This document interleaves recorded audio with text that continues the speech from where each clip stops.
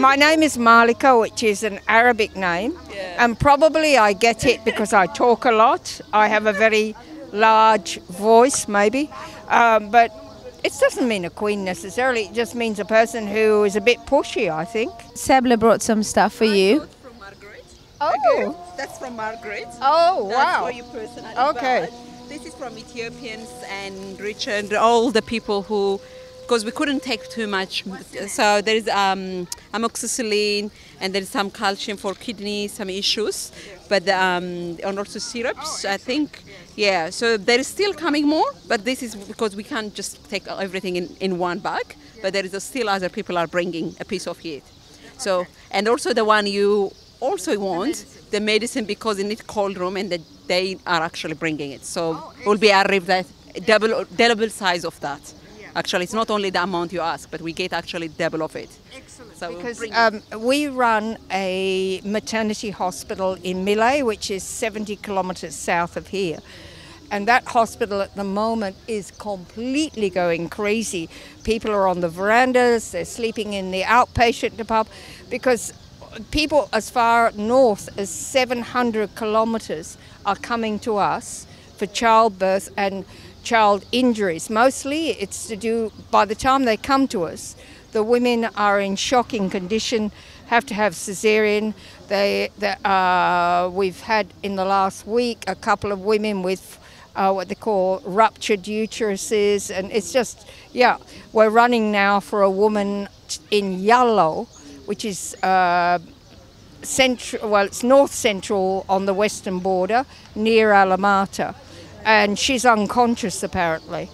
So, I mean, the ambulance has gone running for her this afternoon. But we're really desperate now. Bati Hospital in Amhara region was actually put out of order by the TPLF. And we've just heard now today that Abala Hospital is also actually, they've hit it with a rocket. And so patients are all coming in. So, Dupti has just received 5 ambulances. We'll start to receive them. You also run a little school for displaced people, is that true? We run a school, yes, for displaced people in Shifra. And actually that's great because the tragedy of this displacement is people are completely thrown from their normal life and they're living all squeezed up, squashed up in a camp, which is not a good, healthy way to be anyway if you're a child, if you're a youth. And so we're running like informal school, under trees, whatever, and working like that. Yeah, we are. And really, that's utterly necessary. I need to expand that. And if we're going to, I think we're going to have to go for a longer displacement. Why is that? Because of the border. The TPLF look, we have a 2,000 kilometre border. Firstly, 1,000 kilometres with the Tigray region. Then we cut off at Alamata or Yallo. And then we go down to the Amhara border, which goes all the way down to Samarobet, total of 2,000. And it's all hilly area. It's what they call the foothills of the Ethiopian highlands. And the TPLF plus this other group calling themselves Oromosheni are in the hills, and they're attacking the Afar every minute. They've just started another fight, Oromosheni, in Zone 5 in the southern part of Afar, around about 2 p.m. They shot dead a boy who was looking for his camel, and now that has started fighting in Talalak. So, I mean, we just never end. This is awful. If the TPLF have the vantage point of being in the hills, they shoot down these heavy rockets, whatever they're called. They can go up to 25 kilometres and longer, and they are very destructive. They just go, they kill people in their houses, they destroy buildings, and they target as they please. What do you think of the TPLF and Oneg? What do you think of them, like the damage that they've done to the country? Well, it's unspeakable. It's unspeakable. It's obscene because it's damage to the community. Look, if you disagree with the government, well, please get into discussion with them and do some dialogue or something and say, look, I don't like your system. I need to get a better, higher position in opposition. But you don't hurt the government necessarily by destroying all the facilities of the people. They've taken out all the health facilities on the western border for the Afar. There's nothing left in Ulwa, in Shifra, they've taken the Kalawan hospital. It's totally out. I'm trying now to find enough equipment so they can do emergency operations in Kalawan. It's really, really, really a mess, a total mess. They've no ambulances. Aside from that, they've knocked out schools.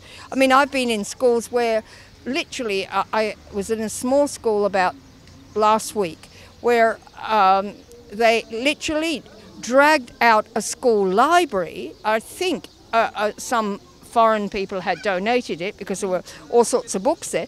They threw the books upside down, trampled on them, and made just a mess. I mean, these are grade 6, 7 and 8-year-old children, so they've nothing to do with the politics. They don't know a thing, and they can't harm TPLF. But now, and they're the school laboratory, they cut all the models with some form of knife or something and just put them in pieces on the floor. This is just insanity.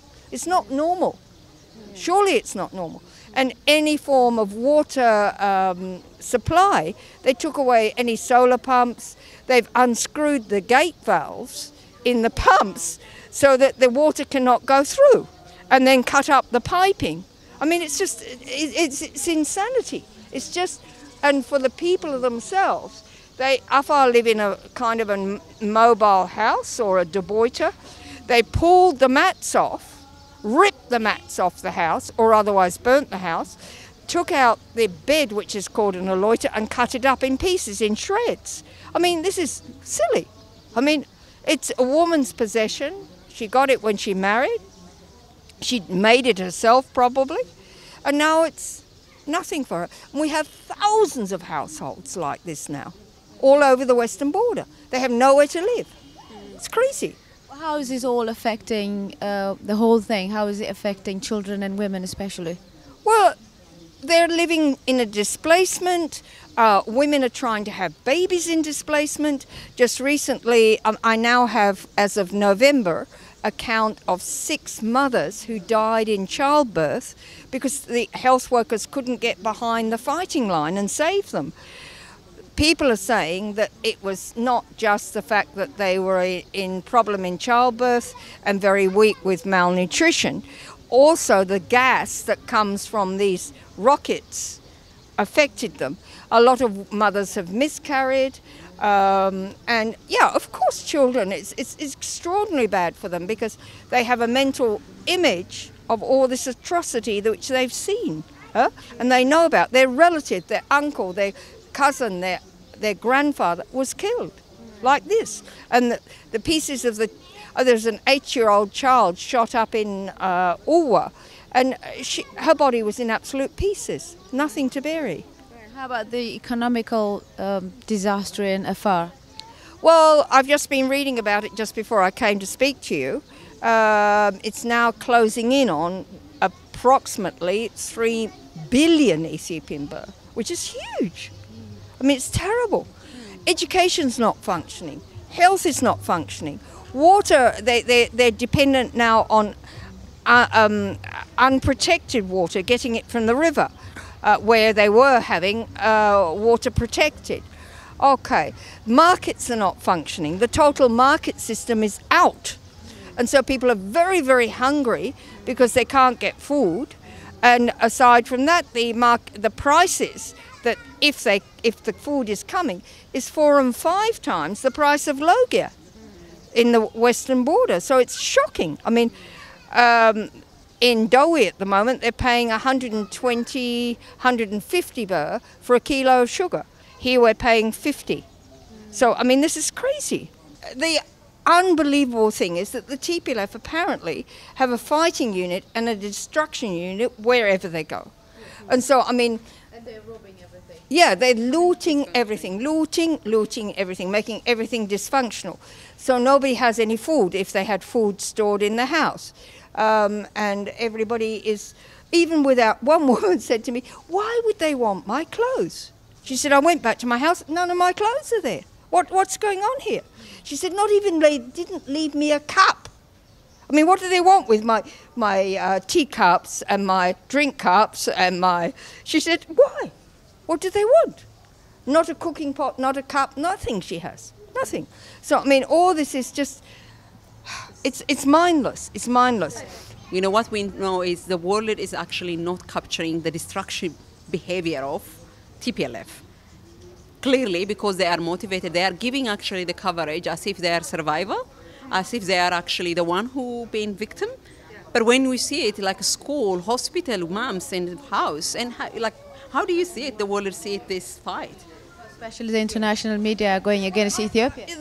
International media, I mean, I've been here 34 years, and I do have connection because I'm Western born and all the rest of it. I have people in the BBC I connect with Al Jazeera, with Sky, with a lot, also with Reuters. And I just cannot understand them. They cannot take a two-sided story, you know? It's just one-sided, totally. I mean, now, just recently, you probably heard it, Getachew Redda, who is one of the leaders, he announced that they made a planned strategic withdrawal. I mean, can a planned strategic withdrawal entail the destruction I've seen just now in Addar? And you know, behind in Addar, when the last few 3-4 days, they left almost 3,000 dead Tigray bodies on the ground. And now how are we going to bury all these bodies? We don't know. And they're just young children. They're young boys. I've seen dead. I've been through there. I've seen dead girls. They might have claimed that a genocide by Ethiopian government. That's why I asked you. That's during the war. They're saying they made a strategic withdrawal from Addar. And then in Kobo, it's the same. In Waldia, it's the same. The Afar went there to help the government in these places. And it's just so gross. You know, I mean, now we have this horrible problem of human dead bodies, the contamination, plus the mental problem, plus the psychological problem. And then somebody says, oh, we have to give them a humane, dignified burial. How can we do this with thousands of bodies? I don't know. It's just crazy. And yeah, it's just a whole mad train of bad behavior. And yeah, I mean, the little town of Kasagita, where actually the Prime Minister came to, is absolutely blown to pieces. There's nothing there. People are just sitting among the ruins. So what do you think of the pressure from the West, like from America and the rest of the Western government, on Ethiopian government? Well, I mean, quite honestly, from the beginning, if the American government if the Western world had not put their hand in, I think we'd be over by now. Because it's an Ethiopian problem to be solved. It's not the Security Council of the UN who's going to help us. Thank you. Please take your hand out, not Amnesty International criticising and doing and holding up accusations which don't stand water. It's very difficult, you know.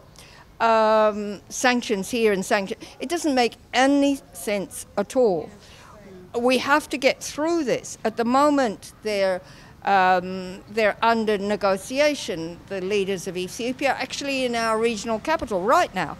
And I hope they come with something, because we cannot continue like this. And it is not, you know, Tigray has to defend. Tigray doesn't defend itself inside Afar region. Come on, give me a break. Or in Amhara region, thank you very much. I mean, they've literally dismissed the town of Kombolcha, which was a market town, it was an industry town, etc. It's dismissed. And how many people died there? Oh, it's outrageous, you know? People are all coming together to go against TPLF to save the country and bringing so much aid together to help the country. What do you think of that? I think it's spectacular, and I think it's born of suffering and reality of suffering. I mean, the Afar did, and they still are, trying to hold the TPLF back. What they wanted was the asphalt road going from Djibouti to Addis Ababa, which would have strangled the Ethiopian economy. But now I'm very, very concerned about the north of Afar. I mean, you may or you may not know, we are an ancient volcanic area, right? Millions of years ago, there were volcanoes. Okay, so all over Afar there are minerals. It's not the fault of the Afar they're there, but they are there, and it's known. Okay, TPLF also knows. TPLF has known that for ages, and they've had in their statements that they want to take the Afar region down to Sardo, which would incorporate the whole of northern Afar. So this is a very worrying issue.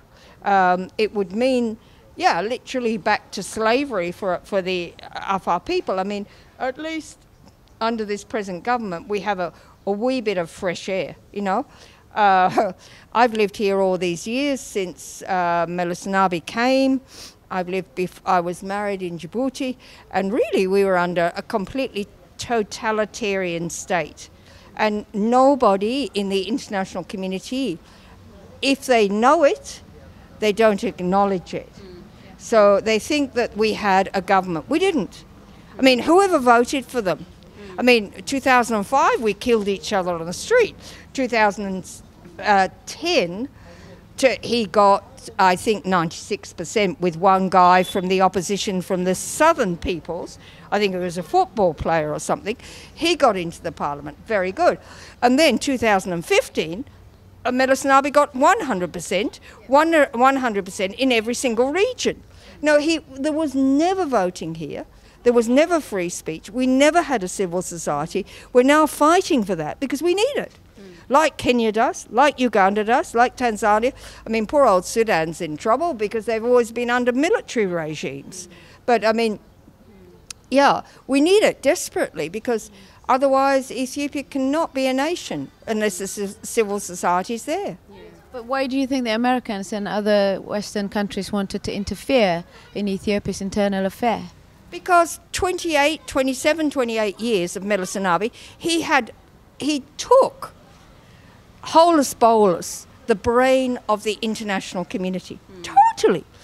I mean, in United States today, the TPLF has got its voice all over the country. I mean, the Security Council is hearing only the TPLF.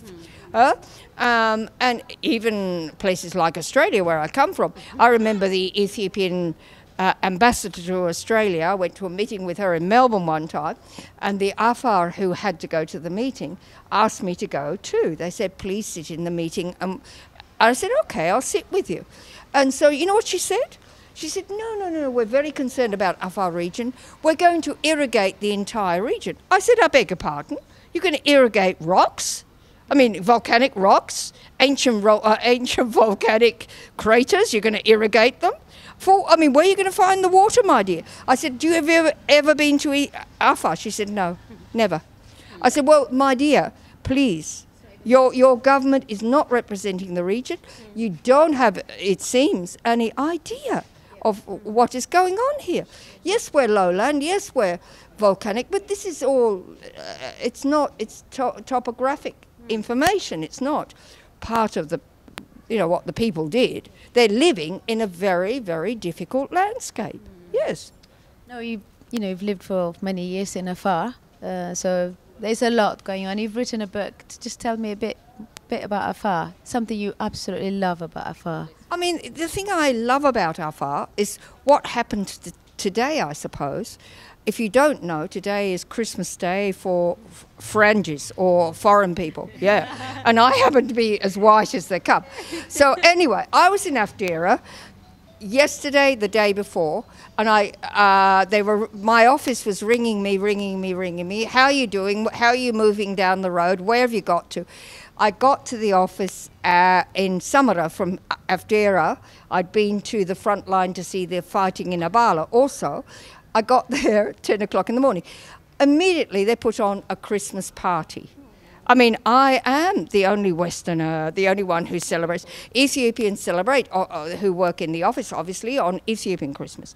But they did it for me. And they know my daughters in Australia. They're very, very community-minded. They're very, very concerned for one another. They are very, very eager that we do things together. Very eager.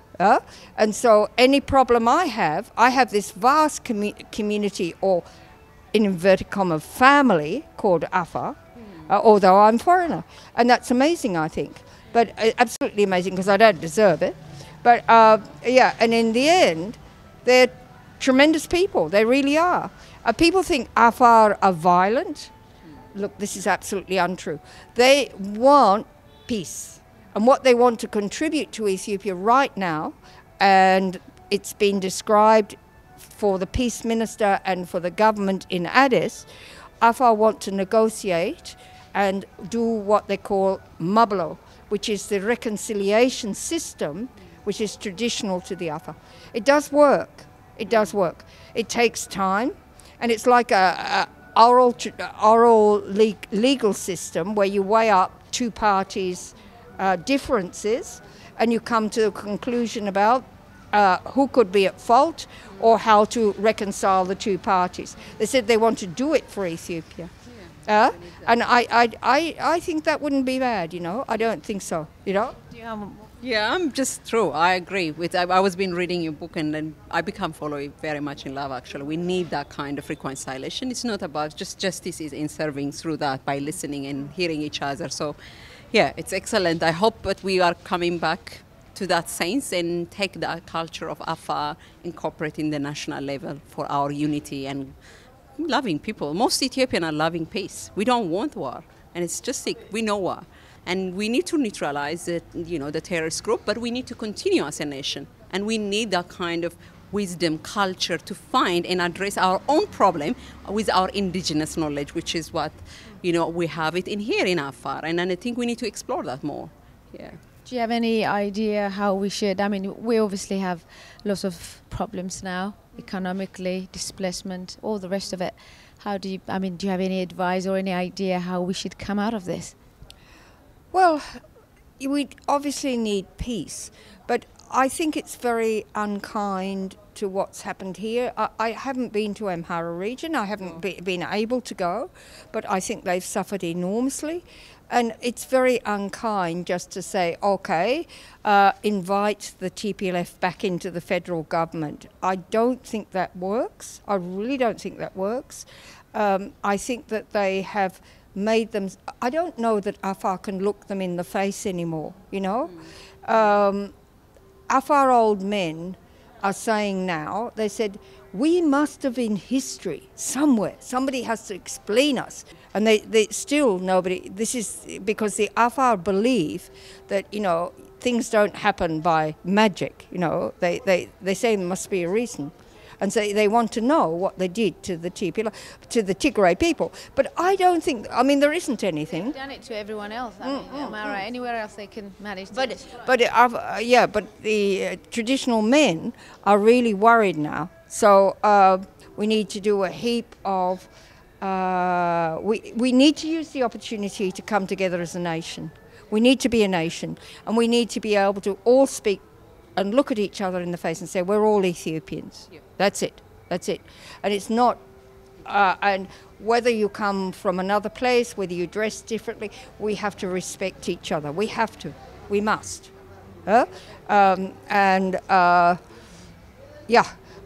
I don't know how our leadership can do this now, because unfortunately there is Western interference. And this is really paining Ethiopia enormously. Do you think we should tackle it? We don't want their interference. No, because TPLF is being well funded and well supported. Very well funded and very well supported. So in the end, honestly hope for peace. But where we are now is still up to our neck in murky water. It's not, there isn't really a clear entrance point at this time. I haven't been out. I would love to go into Tigray. I'd love to see what's going on there exactly without the propaganda. It's been more a propaganda war than it's been a physical war. The physical war is very, very painful, but the propaganda war is just smashing Ethiopia. It really is. The Prime Minister's not very good at retaliating to that, I don't think. So I don't know where we go. I really don't. But I think that, take totally out any form of Western government interference. Number one. Out. Yeah. Great to have you. Thank you so much, and good luck for what you're doing. And thank you. Okay, it's my pleasure because, I have a family here, don't I? You're a family. And also I think there is a lot of generous Australian, Ethiopian and Australian who are donating money. So currently there is couple of $1,000, and because it's hard to carry every medicine, but I know if there is any need, it's available. I'm happy to pass that to you. In the bank, because we didn't carry, I don't know which, we couldn't really knowing what the road is, but there is a donation from a lot of Ethiopians and also Australian, Ethiopian. There is everyone actually thinking of here, all our hurt. And there are very mindful politicians, some senators who really love to do that, the humanitarian, the medication and other things. So happy to work with that together and just passing that. But APTA has received an enormous amount of contribution from Ethiopians in Addis. I've been really surprised. And Ethiopians have been ringing me who I don't know and saying, oh, please tell the Afar, you're amazing. Please go on. And you're helping the nation. So people are realizing. And United States, Canada, Norway, Germany, all over the place, people are contributing, and it's really fantastic. We are going to stay we want to stay in partnership with everybody. So our website, our way of explaining is totally open, and we will now use all the contribution we've got to buy up blankets, to buy up mats, to buy up all the pots and cooking pots, the issues that Afar desperately need. And work on it. We have 95 Afar from health workers from our organisation. Really, from our side, Afar Pastoralist Development Association is doing everything in its power. Tonight we've got a team going out again. We've got a truck going out tonight also. We are not stopping. So we're 7 days a week, 24/7. So, and we've got 95 health workers who are walking through the rural areas where the displaced people are, going to the front lines, doing all the treatment. And the hard one is checking for malnutrition. There is such a high level now of malnutrition among mothers and also children, and we've got to put a stop to that. So we're doing what we can. I work with WFP, I work with UNICEF, I work with everybody I can get my hands on to. I was about to ask you, are there any international organizations sending any humanitarian aid to Afar? Yeah, they are. But we're running behind the pace. So I've just had at least 25,000 and probably more displaced from Abala. And so no help has gone there yet, but it has to go on Monday. I've got meetings with the emergency head of the region, with the with the Health Bureau, with the Water Bureau, with everybody tomorrow on Monday, and we'll try and move again. But we're moving in so many different directions, it's unbelievable. Yeah. Thank you so much for giving us your time. It's a pleasure.